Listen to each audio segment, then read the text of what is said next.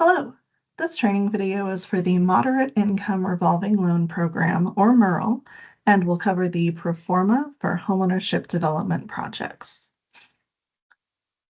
The pro forma is one of the required documents for participation in the MIRL program and provides important information for the sponsoring jurisdiction and OHCS to determine the project's eligibility and completeness. There are different pro formas for rental and homeownership projects. This training specifically covers any homeownership projects, including single-family homes, townhomes, condos, cottage cluster developments, and other for-sale homes. This also includes other shared equity models, though you may find the rental pro forma better for limited equity co-ops. The purpose of this pro forma is to evaluate the budget and cash flow and will review all project expenses compared to all funding sources, including the proceeds from the sales of the homes. The pro forma also includes a 3-year cash flow, which is the expected timeline for completion of the development.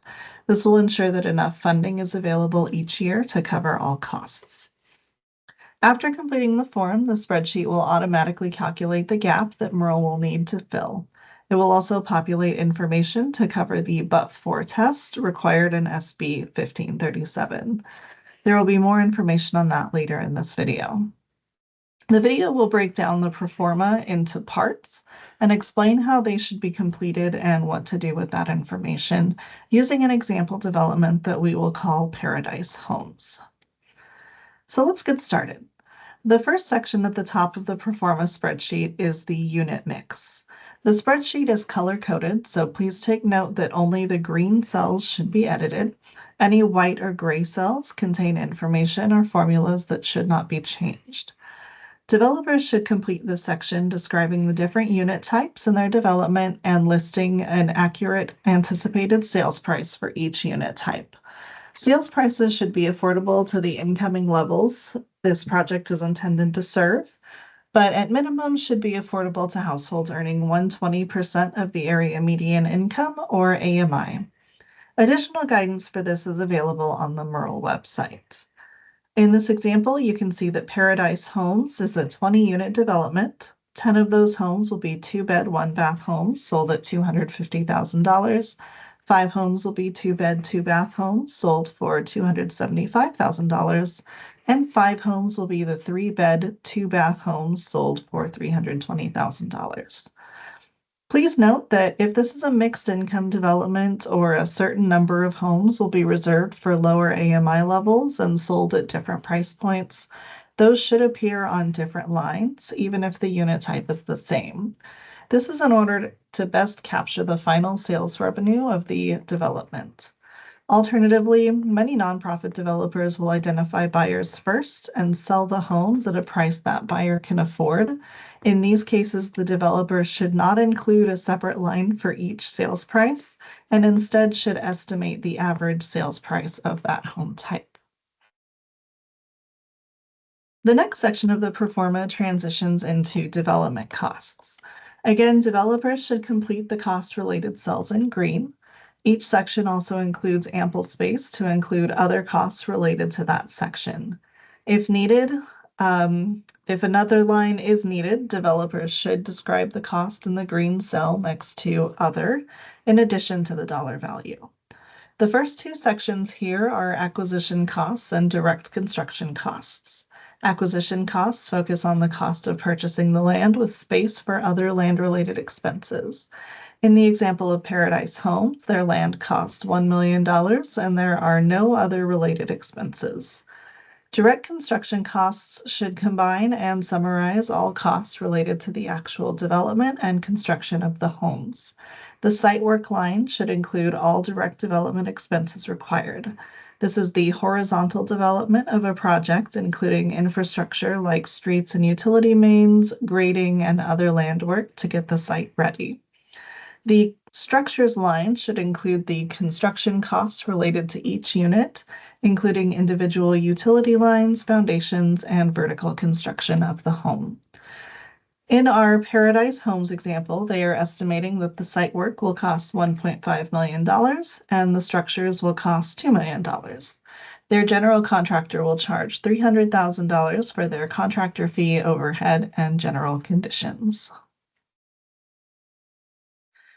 The next section groups up all indirect expenses and includes space for most soft costs related to the project, again with ample space for the developer to fill in other costs.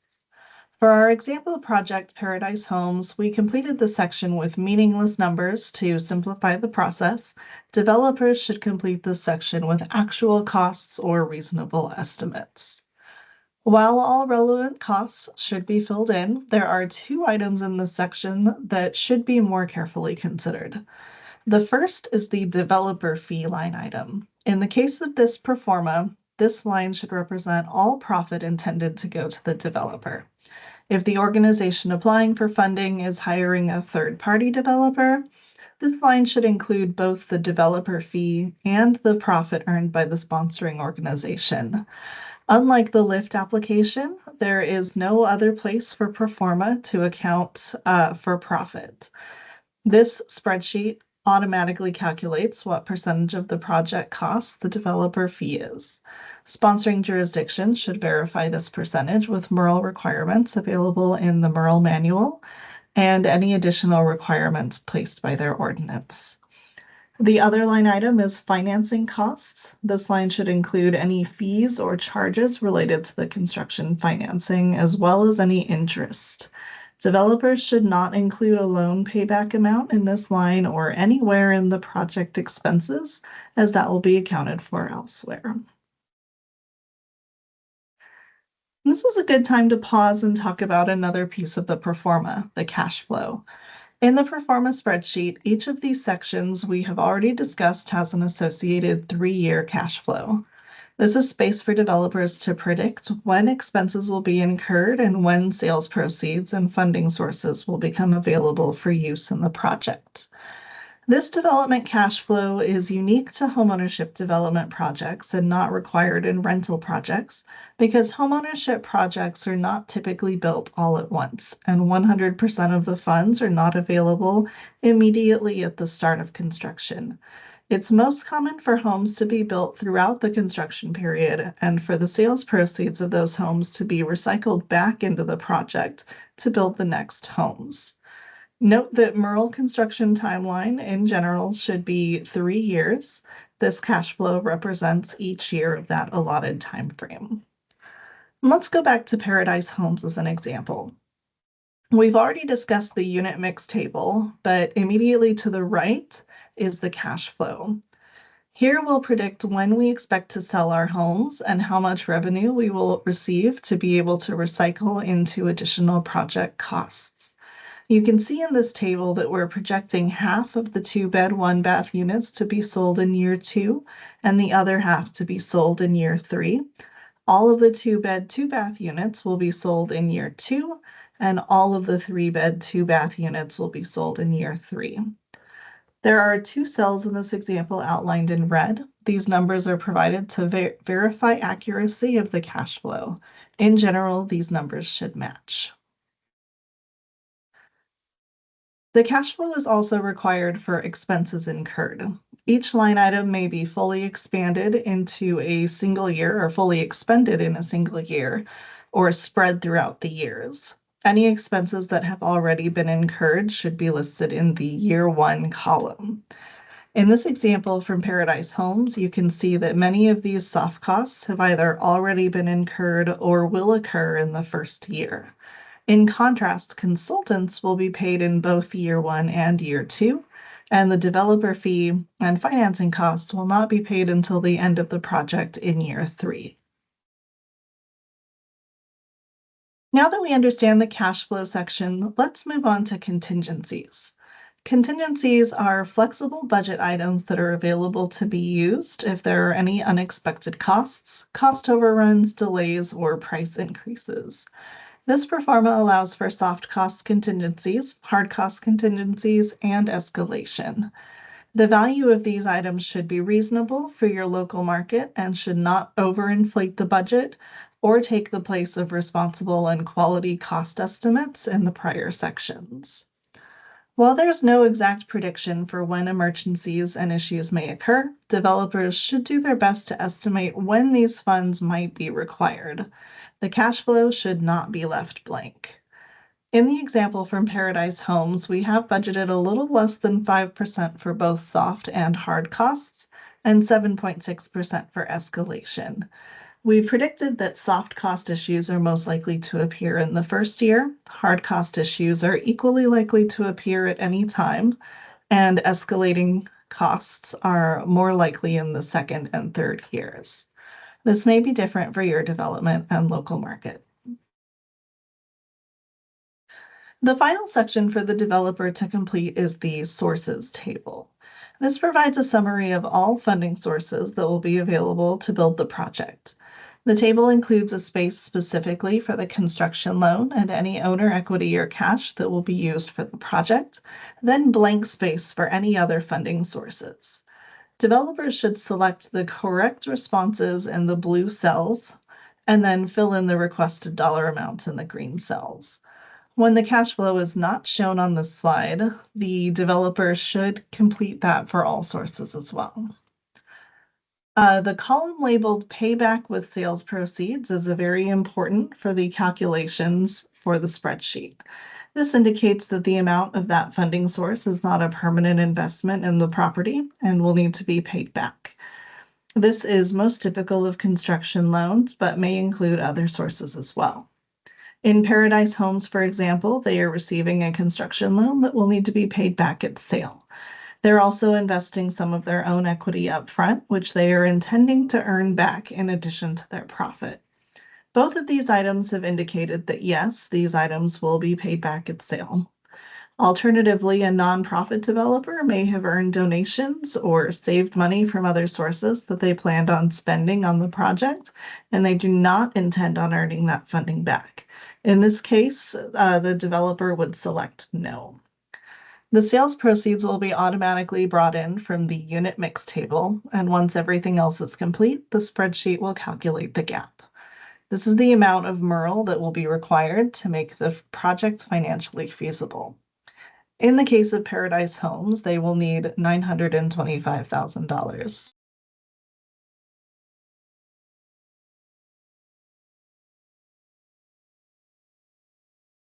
While the spreadsheet automatically calculates the amount of funding required, it's important for sponsoring jurisdictions to understand what the gap represents in order to accurately review an application. In homeownership development, it is growing increasingly difficult or impossible to build a quality home for less than an amount that is affordable to a low or moderate income buyer. The gap is the difference between the cost to build a home and the affordable sales price of the home.